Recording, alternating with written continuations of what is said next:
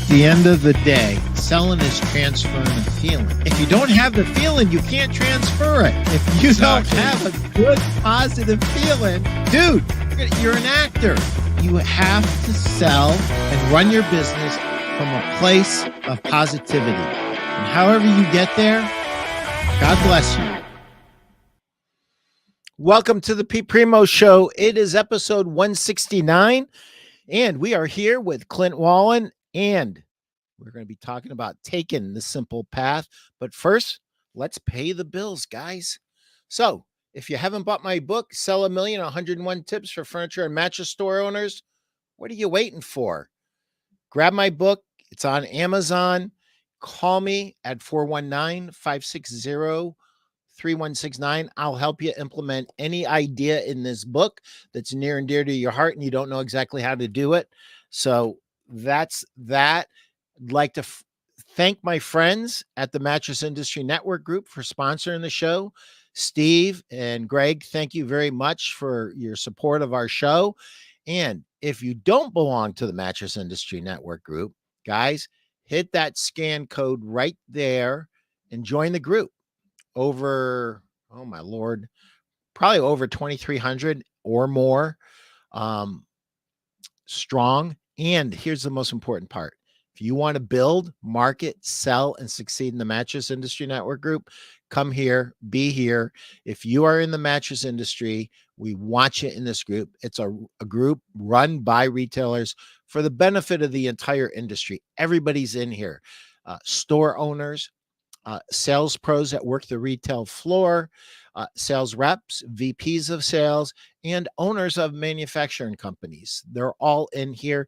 Join the group right now. And without a further ado, we have a special sponsor today, Bedding Industries of America. My dear friend, Enzo Mastriani, is hosting a open house in Michigan. And it is Wednesday, May 8th, 8 o'clock through 6 p.m. He does something I don't do. I don't post hours. I'm strictly by appointment, but he's different. Thursday, May 9th, 8 a.m. to 4 p.m. For those of you who don't know Enzo, you are missing out on a special treat. He's owned his own mattress factory before. He is one of the best reps in the entire industry. This is a guy that can help you build your business.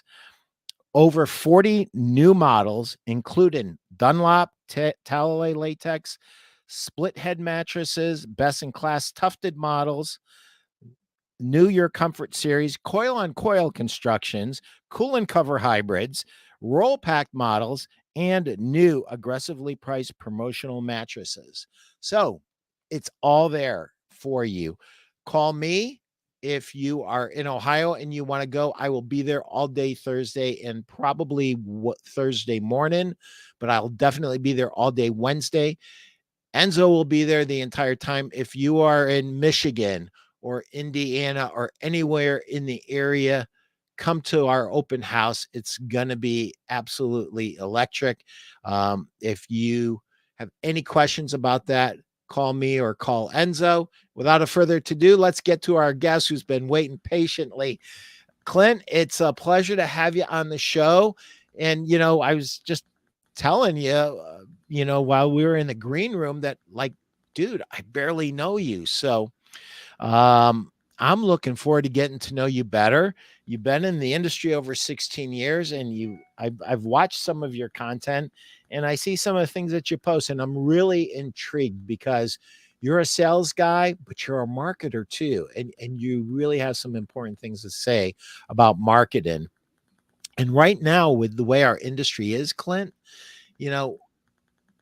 we really need to get that door to swing, because that is one of the biggest problems that we have right now. It is slow. It is slow across the board.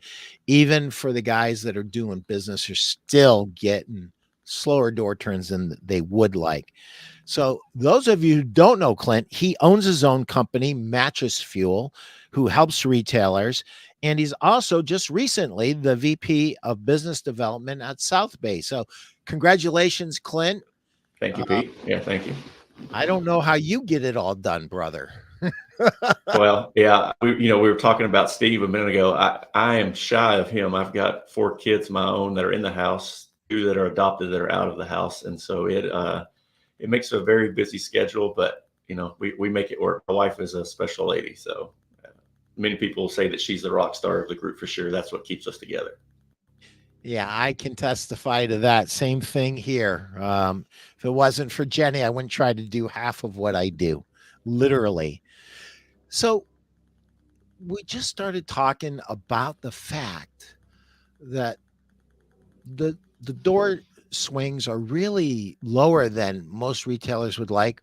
For some of them, they're desperately slow, and other guys are and gals are doing a little bit better than that. But you know, you've been at this for a while. What does this remind you of anything that like we've been through before in your last 16 years, or is it kind of its own thing, what we're Well, kind of seeing today? I've to me it feels a little different, Pete, just because of the market dynamics with inflation. I mean, if you go recently, I was at the mall and I was like, we feel the pressure in our industry all the time of traffic counts, and it's definitely slower than it was the last couple of years. And you get in your bubble and you think that people aren't in the market buying. However, like I said, I was at the mall about a month ago, maybe 2 months ago, and it was like there was ants on sugar. There was so many people at the mall, and so that really got me thinking that there is still discretionary income in the market. Yes, is it tighter? Yes, is inflation a factor on many people in America? Yes, completely so. You can't deny that fact, right?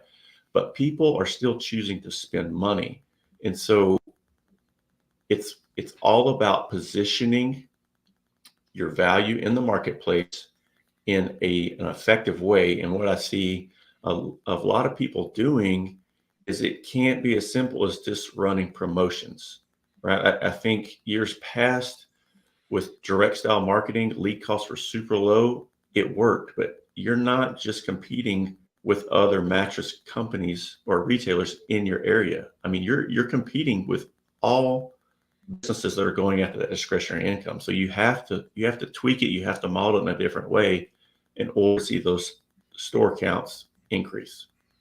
Yeah. Yeah. I agree. The closest thing I can think of is 2008, but this is different.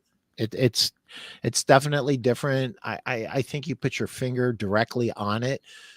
There's inflation, uh, depending on if you watch the news and how much news you watch and which news you watch.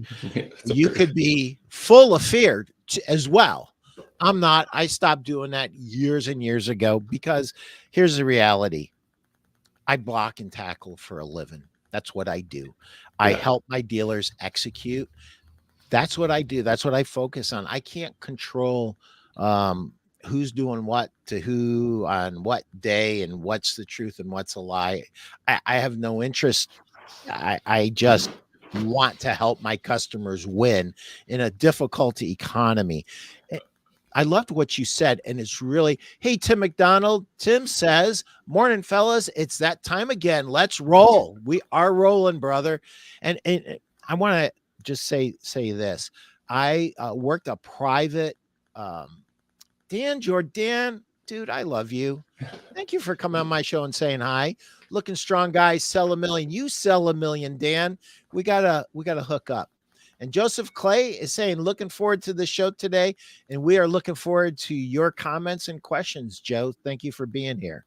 Um, so on Friday, Clint, I was at a top 100 private letter event that is a combination of medias, and they're big numbers that we needed to meet. And I got for the first time in years, and not Clint, I mean years. Like when I played football in college, I would get the butterflies like before every game. I got the butterflies Oh, because nice. I was nervous that this event was going to flop. And then it would confirm how bad of a year that we are really having. So this is about 50 minutes out, and I do what I do when I get nervous. I pray. And so when I walked in, everything was cool. But there weren't a lot of cars in the parking lot when I got there. But within a few minutes, people started coming in. And before you know it, we were slammed. And we were slammed till like 7:30 at night. And Nice. I was so happy, dude. I was so happy because it showed me that there was still a lot of business. And listen, I would love to tell you guys the numbers. I can't tell you the numbers. If I get the permission of this retailer to tell you the numbers, I will, but I haven't done that. So I'm not sharing the numbers. But I'm going to tell you this. When I went back on Saturday, I kind of got the same feeling again. I don't know why, but I just did. And those numbers were 30% bigger on Saturday. Yeah. So it was huge. It was incredible.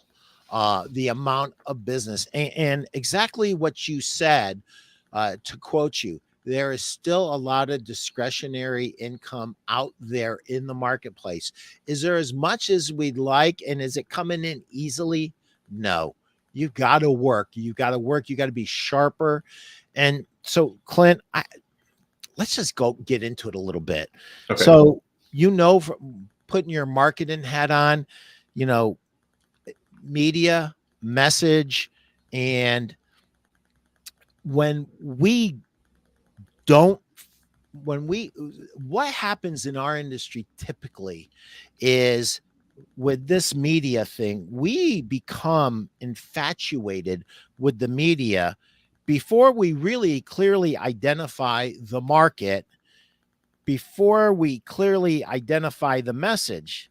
And what I've been preaching, and coach me up if I'm wrong, because I would love to get your insights. We get this media. Now I need a message. Now, who am I talking to? And I think we get it backwards. So coach me up on that, putting your marketing hat on. Which one do we need to understand first? And then how do we get all three legs of the marketing stool working together and solid to give us a good foundation? Yeah. Good question. So you mentioned the news a few seconds ago, a few minutes ago. And so I want to go back to that. I saw an interesting stat the other day, and it showed that since the Depression, it didn't matter really if a Democrat was in office or a Republican was in office, the trajectory of the stock market has continued to go up. Yes, there's some lulls and there, right, it's a big boost, but over time, statistically, it's going to increase. And so that made me really think about, what or the success of your business or the failure of your business is more about what you control between the ears, right? It's a mindset issue. And so many times we can let the news affect how we're going to operate our business. We're going to let the traffic counts affect how we're going to market our business. When in truly the first foundational piece, my belief anyway, of having a successful marketing system that's continuously driving traffic is you have to have that mindset. And so now to follow up with what you mentioned, Pete, or kind of what I believe the first thing you should have, mindset. And then second is you have to have your offer down. And when I see so many times that retailers and even manufacturers in our industry, right?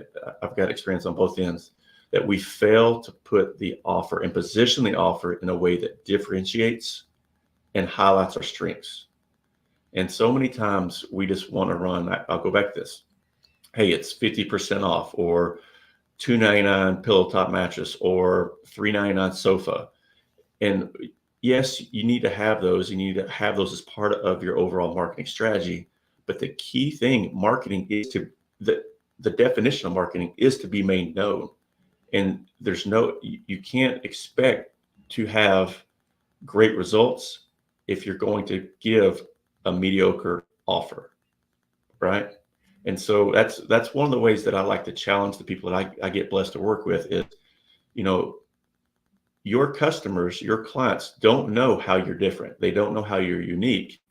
And if you don't communicate that to them in a way that they understand it and relates that back to their solution or the results they're seeking, then you're completely wasting your marketing efforts and you're just going to get mediocre results. And so that's really where I like to start with people when I'm trying to help them out, is really understand the purpose of marketing is to highlight who you are, how you're different, and how you can really help solve their issue in a unique way, not just like every other competitor down the street. Yeah. I love Dan Kennedy's definition, um, that your offer should be so compelling that they choose you over every other competitor and what nobody wants to talk about, doing nothing, because people do come in and out of the market, and doing nothing is unfortunately checked box too many times. And a lot of times that we forget that that's an option for them. If we give them a crappy enough experience, enough different stores give them a crappy enough experience, they will do nothing, because the roof will leak, the kids need braces, the car breaks down, life happens, and then your mattress purchase just got put on the back burner again. Yeah. So I love Well, what you said. I love that you didn't even answer my question and you went with mindset, because you're 100% right. It all starts with our mindset. And so when we are positioning this offer that differentiates, how much time do you spend, Clint, in really analyzing who this offer is targeting? Who is the target market? What do they look like? Where do they go? Where what moves them? What are their fears? What are their loves? What do they hate? How right. how much time do you spend in that area? So yes, so I'll be completely transparent with you, Pete. I spend the majority of my time when I'm working with retailers and focusing on their strengths and differentiators. Because not that the target market's not important. I'm not saying that at all. But my approach is I really teach broad targeting, um, so that for the fact, let the digital components, the algorithms, let them do the work. Let them go find your key prospects in the market. But I really spend a lot of time. I mean, we spend, after we kind of say, okay, hey, I want to do some stuff. We really spend that first meeting, we deep dive. I mean, we go from, okay, what are you doing now? How are your messaging? What do your ads look like currently? And then we go down to, okay, what's your sales process look like, right? How are you greeting your customers? Am I going to see the same thing if I walk in your third store or your 45th store, right? We really dive into that. How does your follow-up process look like? And we really get in the weeds so that we can pull out those key differentiators that will really stick out and resonate with your prospects. And so I'm not trying to dodge a question, but I really feel like the retailers that I work with, they know their market. They just don't know how to communicate the offer in a way that's going to resonate. Does that does that make sense, Pete? Yep, it makes sense. Um, so let's let's do this. This sales process and follow-up process really links back to a question that was in the group, and I want to get your take on it, Clint. And the question was, what is the closing percentage, the average closing percentage in a sleep shop? I'd like to get your take on that. Or do you want the norm, or do you want the what a good sleep shop should have? I want both. Okay. Start off with what the average is and what we should realistically aspire to. Okay. Yeah, good question. It's my belief, my experience, that the average is around that 60% mark. What you should aspire to is 80, 85. And I'll say the reason I want to justify that is because the buying experience is completely, it is different than it was years back, right? You used to spend your Saturdays shopping around. Now we've got kids' ball games, we've got errands to run, right?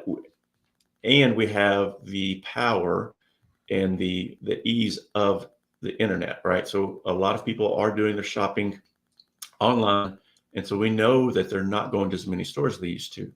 And so if people are coming into your store, like, you need to think, what am I doing or not doing that's causing that person to walk out? Because we know that they want to buy a mattress or a sofa, or what, right, if you're furniture on that side, or case goods, whatever the case may be. But you know they're coming in because they're ready to buy. They've already done their research ahead of time. And so you have to look at it as, you have to really screw up. And again, I'm generalizing here, Pete, so please understand that. But you have to really think back, okay, what is wrong with my sales process? What is broken?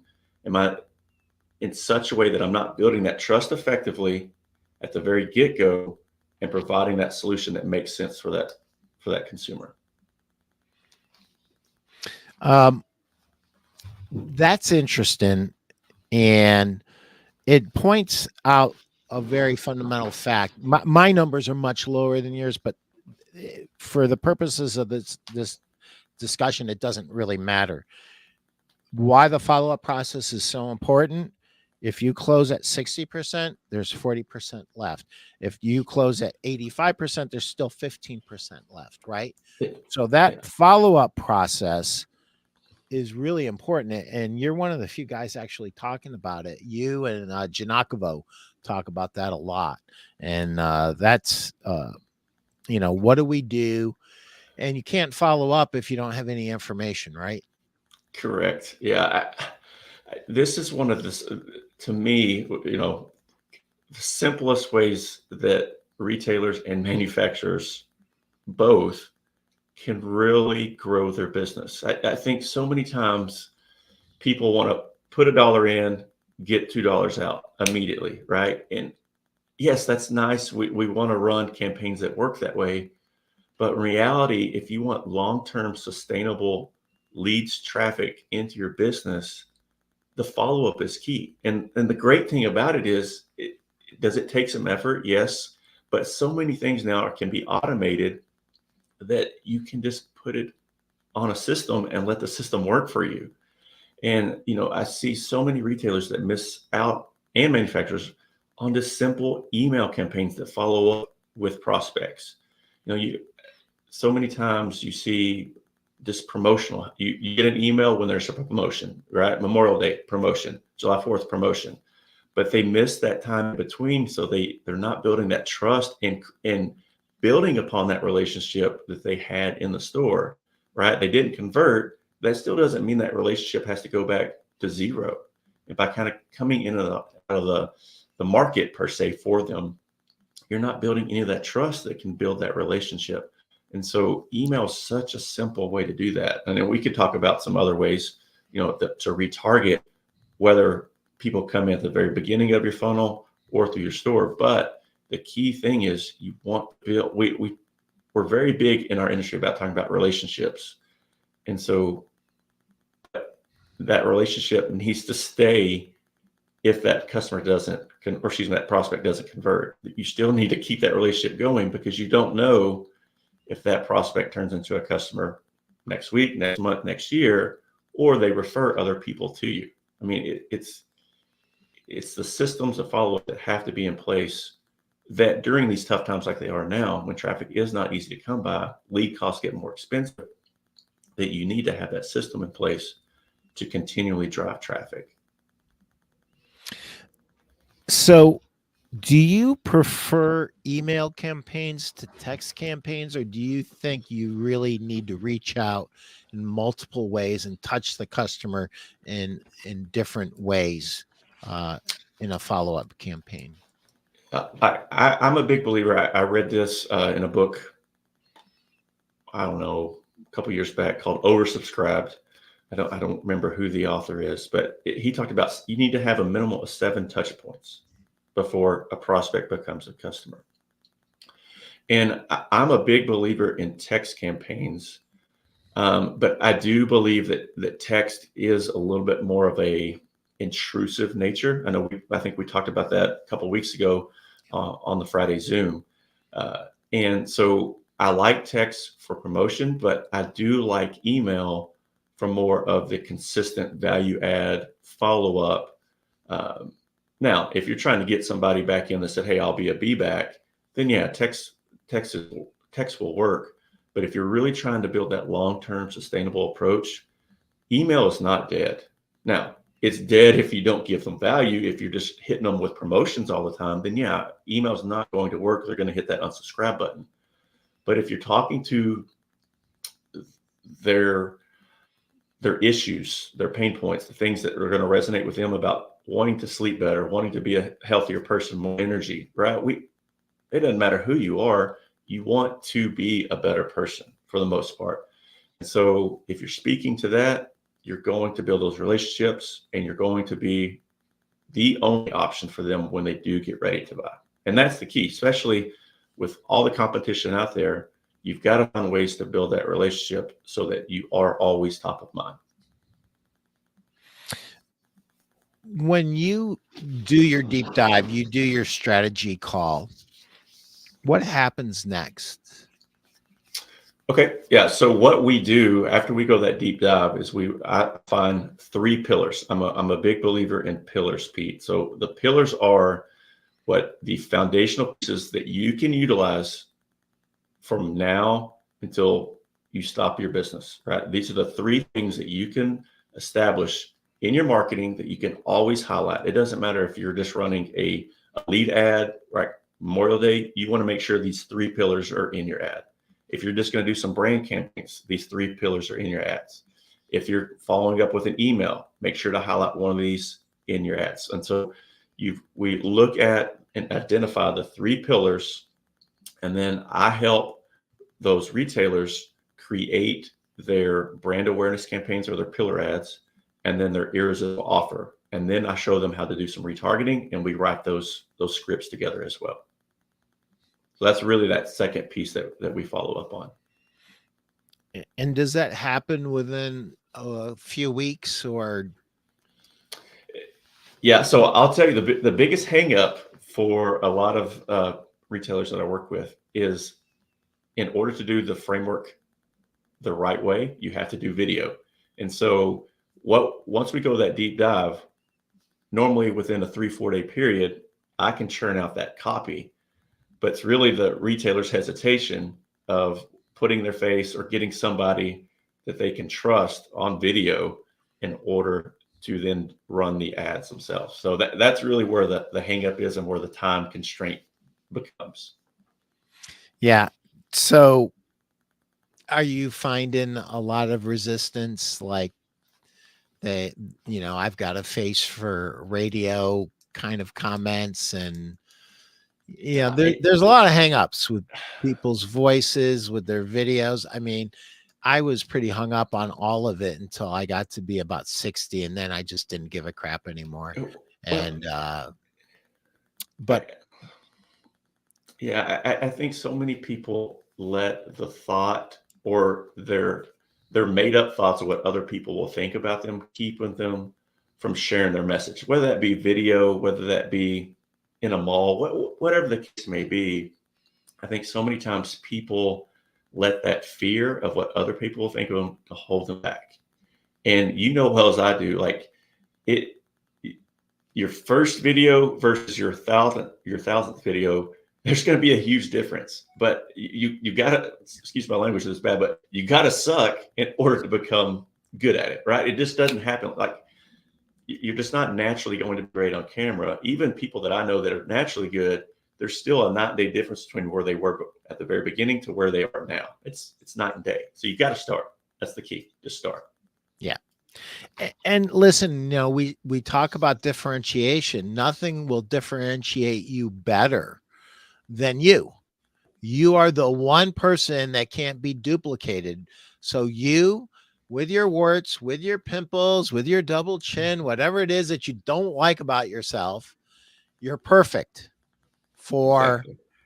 your store. And here's the deal: over time, yes, you will get better.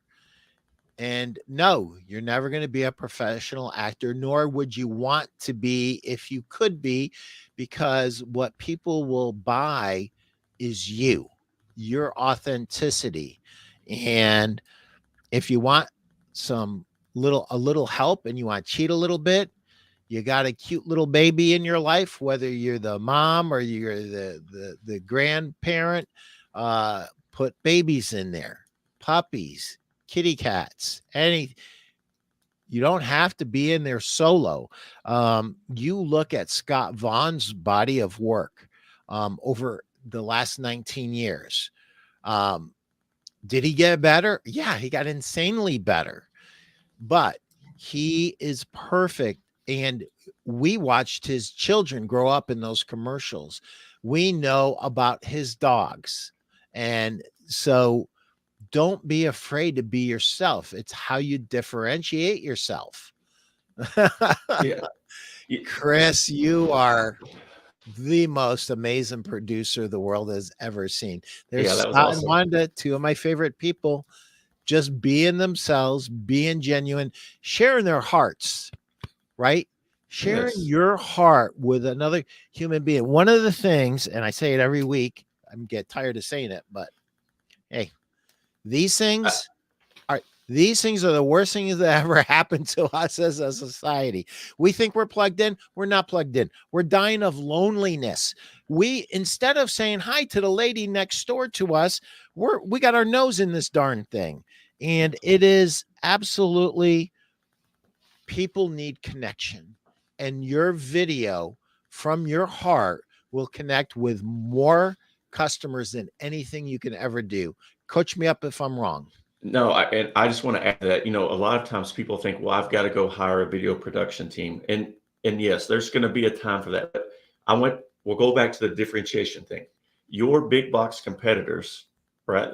They serve the market, but that's what they're doing. And so your prospects have already seen that. But when you take, like you mentioned, right, you take this thing out and you get in front of the camera, you shoot it in the store, you can go live on your Facebook page, or you can run some video ads. You are showing your prospects how you're different, right? You're showing them value because, hey, the value is going to be in the product, not in these huge expensive ads that I just had to pay for. And so you are showing value either consciously or subconsciously to your prospects in such a way that it will resonate with them. But important part, you're not supposed to resonate with everybody. And I think that's one of the key things about marketing is you're supposed to attract certain people and you're supposed to push other people away. And I understand, like, when we're in a market, like, we want everybody, but you simply can't do that in a long-term sustainable way. Because if you do, then you're just going to continue to kick the can down the road. But if you want to take the business to the next level, attract some, push the majority away. All you need is a few good customers and you're golden. Push away all those customer reselects, push away those people that are just gonna, it's always cracked me up. And it was true in 1982 and it's true in 2024, probably more true today than it was when I first started. I was always told your worst customer will be your worst customer from the get-go. Before they even buy something, they will be your worst customer. They will beat you up on price. They will want something special. They will be trying to get the better end of this thing from the get-go, and they never stop until you finally surrender, pick their stuff up and give them a refund because you just don't want anymore. You literally tap out. And if we can avoid those people, I think that would be a great thing for all of us to do. Um, a lot of people, Clint, have a problem with this idea of repelling, and they shouldn't be afraid of it. Um, you should repel some customers. You should repel customers that wouldn't be a good fit for your store. If you are a super high end store, You don't want low-end customers walking into your store. It's a waste of everybody's time.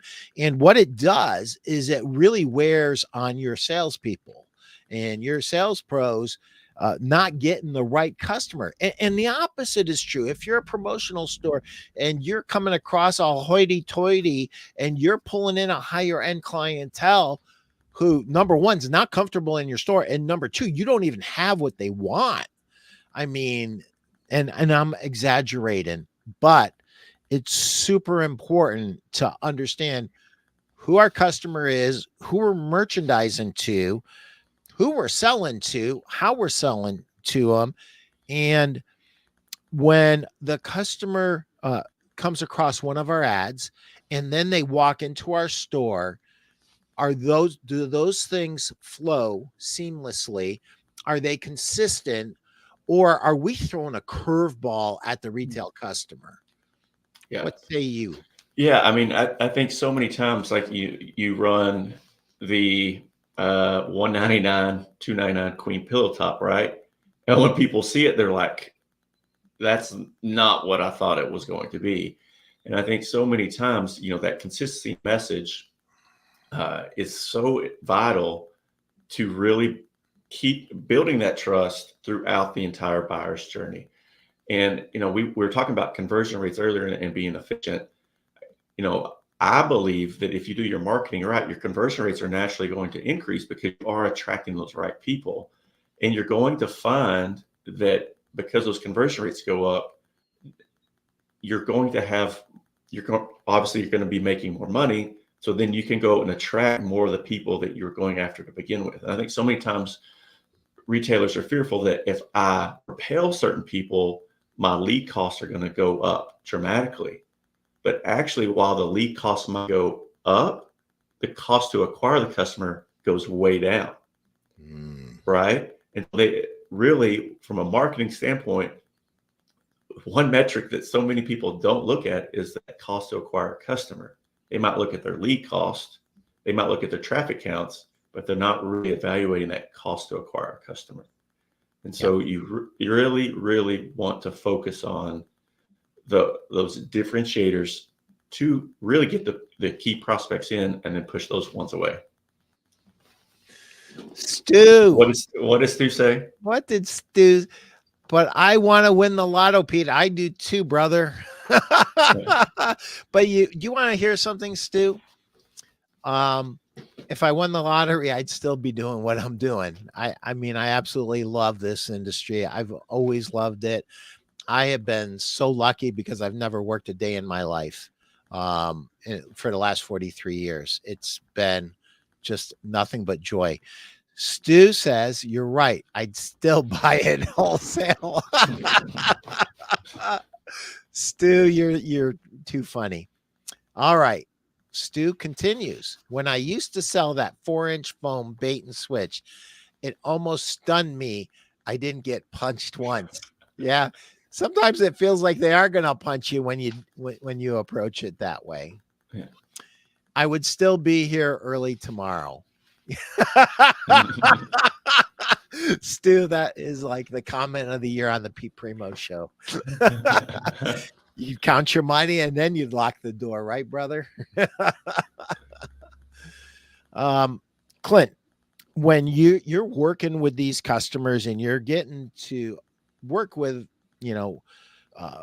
higher end retailers, middle of the road retailers, and then promotional retailers, do you see any consistent mistakes that you would like to coach people up on in just broad strokes? Okay, I'm going to say this more for the medium to higher end retailers. Sure. This is one that every time I see it, Pete, it really just hurts my heart. I wish they would just step back and think what they're doing. Is when they run a lead campaign, they're going after the people that they're trying to get them to buy on that promotion or that weekend or whatever the case may be, right? They're people that are actively in the market ready to buy. And when they set up their lead campaign to go and they push that traffic to a website, and it hurts my heart so bad, because why would you take somebody who is eager, ready, to spend money and push them to a website where most websites aren't set up to convert that prospect into a customer. They're not set up to convert that lead into a phone call or an appointment or whatever the case may be. And so they push them to a website where they get lost. And then if they find something, well, they're on the web. Now they're going to go see, well, who else might have that? And so you had this engaged lead. You paid for the lead and then you pushed them away. And I feel like there's a time to push traffic to a website, but not when you're spending the most expensive part of your overall marketing strategy is going to be on your leads, right? Those active lead campaigns. And so it just really hurts my heart when I see people pushing to a website. So a website that doesn't convert, right? Correct. Now, I mean, if you're an e-com player, that's one thing, but our customers are not, who you and I serve, they're not e-com. They might get a little on the side, but if you're trying to get people into your store, you want traffic, don't push them to a website, right? And so most people are scrolling anyway. They don't want to leave the site. So you need to have something set up where they can send out a simple form, click a message. They have the call feature now. There's so many options you can do, but please just don't push to a website. Clint, let me ask you a question. I really don't know the answer to this because you're head and shoulders above me on this one. If you're, we hear a lot about these chats. Is that a good tool? On the website standpoint? Yeah, they're on the website. They're on the website, and we engage them with chat. Is that a good way to do it, or not? Not good.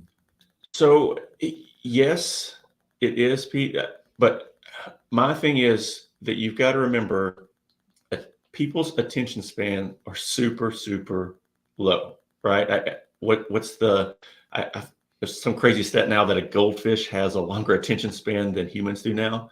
And so you've got to be able to have it where they can take the next step easily and efficiently.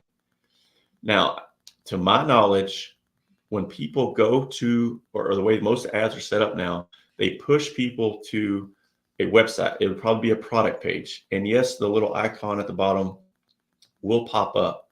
But for the most part, those are people that are in the process of doing their research. And those are very important to be able to answer those questions within that research phase.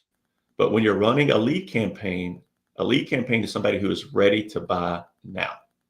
And so that website chat is not going to be effective in converting that prospect to a customer. Does that make sense? Like there's a time for it. It's in the research stage. It's not in the, hey, I'm ready to go find my next sleep set today or tomorrow or this weekend.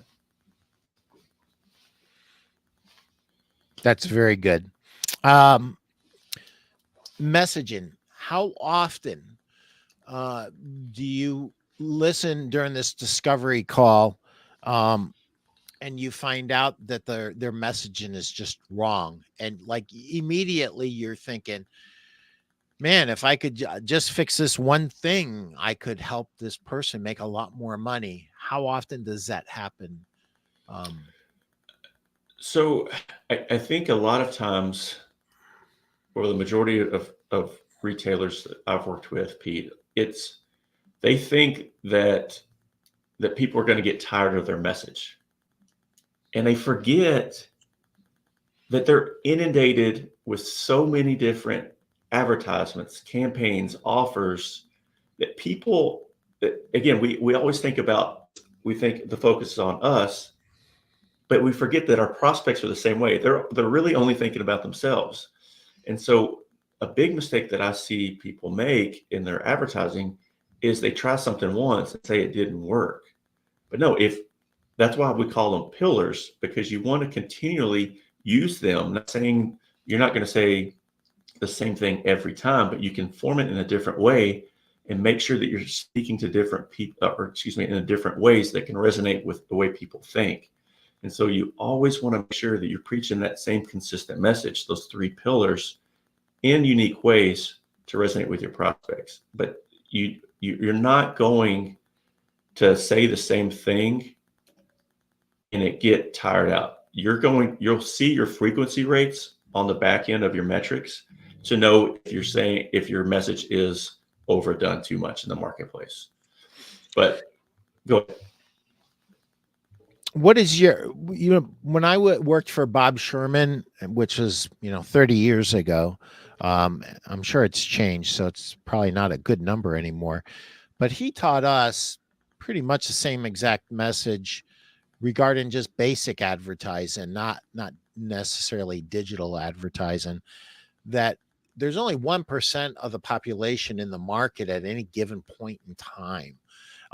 And so 99%, they are not in the market. And so they don't even see your ad. And when they are in the market, it's the principle of reflection, right? They will see the ad at that point. I've been doing all the talking and peppering you with questions. So I'm going to ask you one question that might take us to the end of the show. It may not, but here's my question. Is there a question that I should have asked you that I didn't, or that you'd like me to ask you so that you could answer it for our audience? Yeah, I mean, we didn't really get into kind of where I feel like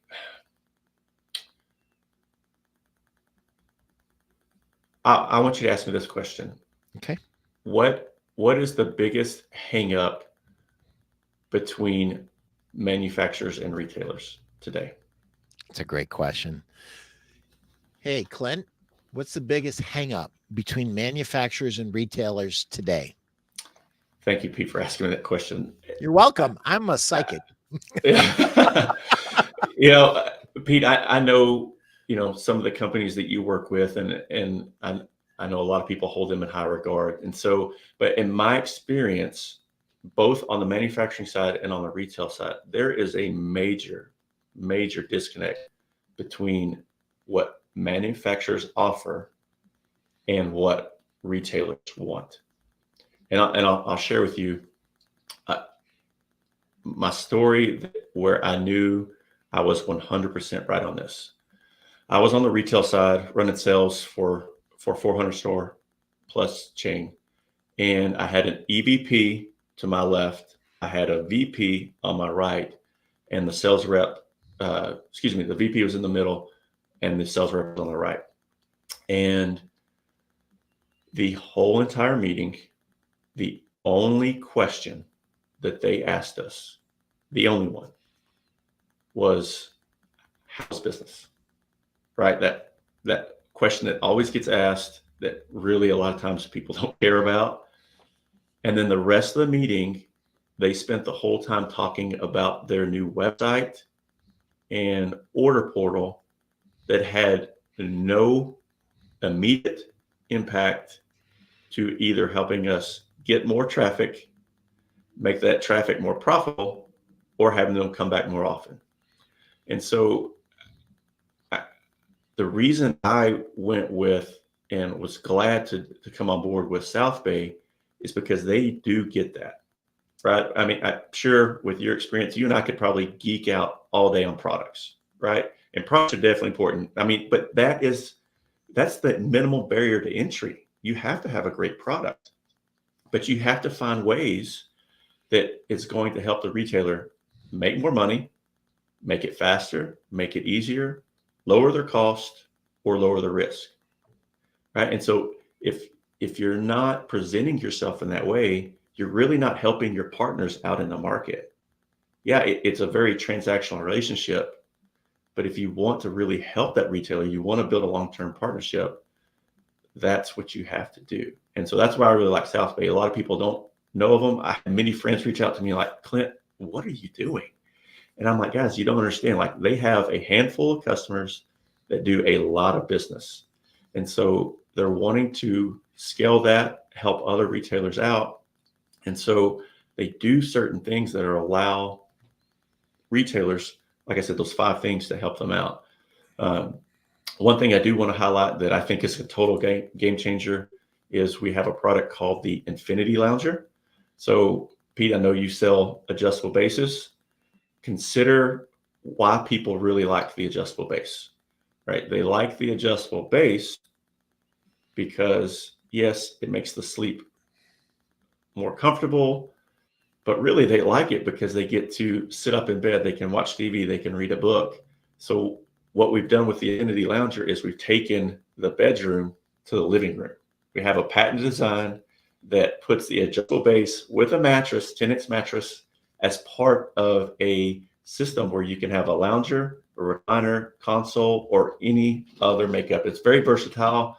It could be great for theater seating. It could be great for a sectional in the house.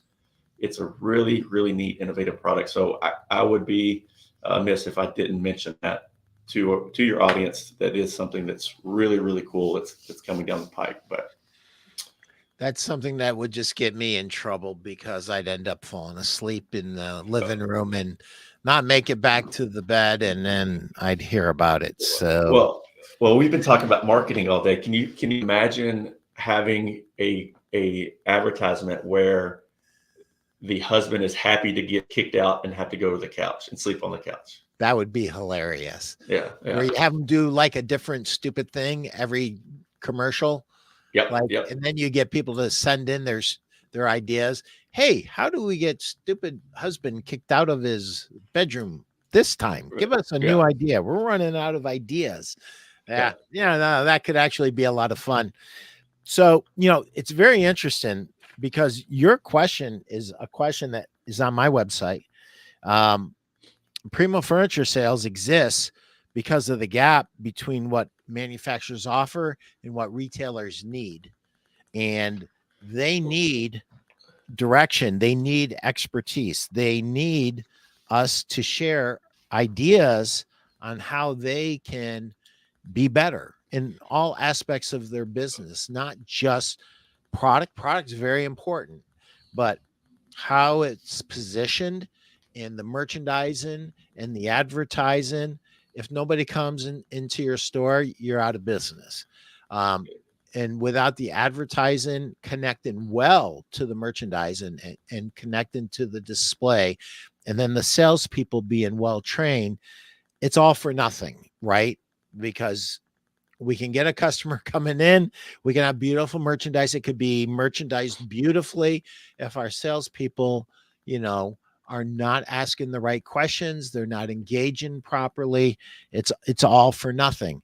And Well, trying trying to fit those things in seamlessly is what the best of the best in retail do. But go ahead. I saw. yeah, I just wanted to, we were talking before the show started about your podcast and the Yeah.